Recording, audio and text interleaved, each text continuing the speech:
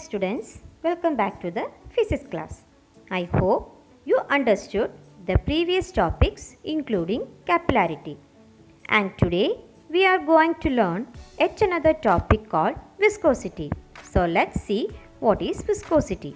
Students, did you notice the flow of honey and water? We know that the density of honey and water is different. Is it?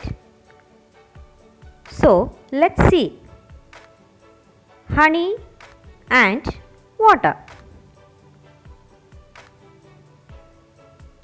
The density of honey and water is different. Different fluids having different densities. The density of honey is greater and the density of water is less than honey. So, density of honey is high and density of water is less.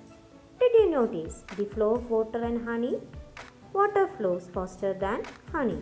Like this, different fluids have different capacity of flowing. So, let's learn more about it.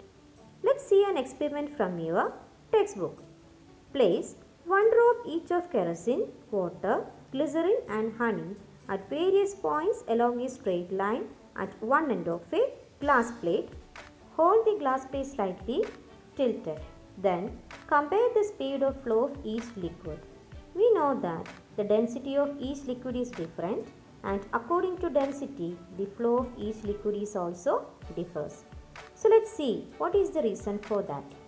Besides the friction due to the glass plate, there is frictional force between the layers of a liquid.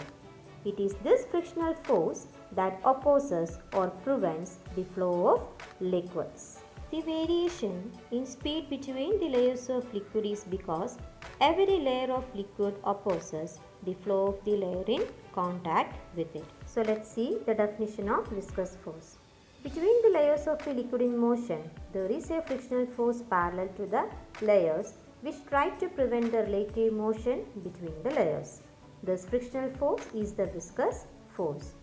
Viscosity is the characteristic property of a liquid to oppose the relative motion between its different layers. While we comparing the flow of water and kerosene, kerosene flows faster than water, and while we comparing the flow of water with glycerin, water flows faster than glycerin. And about the intermolecular attraction, while we comparing water and honey, water has less intermolecular attraction than honey. Its densities are also different, so every liquid has its own ability to flow. The liquid's ability to resist the flow is called viscosity. Water has a low viscosity, while syrup or honey have a high viscosity. So, water flows faster than honey. Here is a bottle filled with a liquid and we can see a metal ball moves through it. It moves slowly. From this we can say that this liquid has more viscosity.